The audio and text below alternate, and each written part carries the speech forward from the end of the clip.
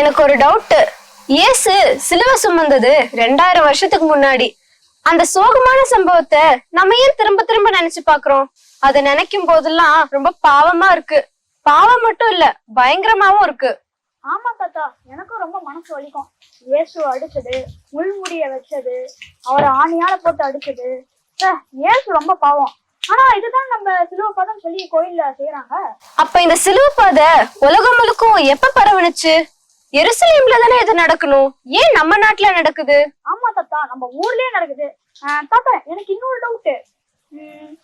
வெள்ளிக்கிழமை மட்டும்தான் சிலுவை பாதம் நடக்கணுமா என்ன? மத்த நாள்லாம் நடக்கூடாதா? 3 அழகான கேள்வி கேட்டிருக்கிறீங்க.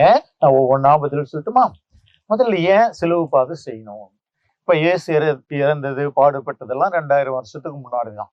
ஆனா அந்த இயேசுவோட இன்னைக்கு நம்ம இணைஞ்சு இருக்கிறோமான்னா, இயேசு செத்து அதோட போயிட்டாரா? இன்னைக்கு நம்மளோட இருக்காரா? நம்மளோடதான் தாத்தா இருக்காரு. அவர் தான் நம்முடைய கடவுள்.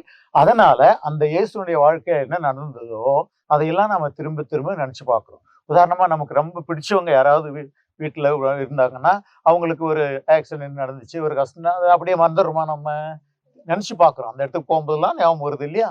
அதே போலதான் இயேசுனுக்கு நம்முடைய கடவுள், அவர் தான் நம்முடைய மீட்பர், அவர் தான் நம்முடைய நண்பர்.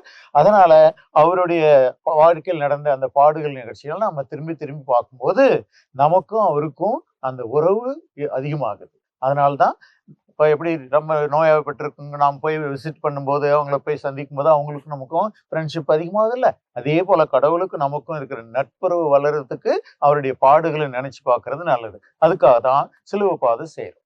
2வது, சிலுவை பாதை செய்யறது தொடக்கத்துல எருசலேம்ல மட்டும்தான் நடந்துச்சு. அந்த பெலாத்து அரண்மனையிலிருந்து கல்வாரி மலை வரைக்கும், அந்த எங்க இயேசு நின்னாரோ, எங்க அடிச்சாங்களோ, எங்க அவரை சிலுவையில் அரைஞ்சாங்களோ அந்த இடத்தெல்லாம் ஜனங்க வந்து அந்த நாட்கள்லயும், முக்கியமா தவக்கால நாட்கள்ல நடந்து போய் சிலுவை பாதையா நினைச்சிட்டு ஜெபிச்சுட்டு போனாங்க. புனித பிரான்சிஸ் அசிசியார் காலத்துல, அதாவது 1700வது ஆண்டுகள்ல, அப்ப என்ன செஞ்சாங்க? எருசலேம்ல நம்ம எல்லாருமே எருசலேமுக்கு போக முடியாது, உலகத்துல இருக்கிற எல்லா மக்களும். அதனால அவங்களுடைய பங்கு கோயில்ல, அவங்களுடைய மறை மாவட்டங்கள்ல இதை செய்யலாம் அப்படின்னு சொல்லி ஒரு திருத்தந்தை நமக்கு கொடுத்து, எனவே ஏறக்குறைய 18வது நூற்றாண்டுல இருந்து இன்னைக்கு வரைக்கும் எல்லா இடங்கள்லயும் இந்த சிலுவை பாதை நடந்துட்டு வருது. அருமையா கேட்ட நீ, வெள்ளிக்கிழமை தான் இது நடத்தணுமான்னு. இயேசு பாடுபட்டது எந்த நாளு? வெள்ளிக்கிழமை. அவர் இறந்தது என்ன நாளு? வெள்ளிக்கிழமை. அவர் பாடுபட்டு இறந்தது வெள்ளிக்கிழமைன்றதுனால ஒவ்வொரு வெள்ளிக்கிழமை வரும்போதும் இயேசுனுடைய பாடுகளை நம்ம நினைக்கிறோம். அதனால சொல்ல போனா ஒவ்வொரு வெள்ளிக்கிழமையும் சிலுவை பாதை செஞ்சா நல்லது.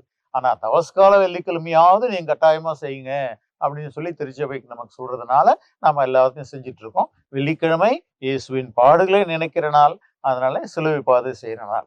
அதனால உங்களுக்கு சிலுவை பாதை செய்யற அளவுக்கு நேரம் இருக்குதோ இல்லையோ, நீங்க இயேசுனுடைய பாடுகளை வெள்ளிக்கிழமை நம்ம நினைச்சுக்கணும்.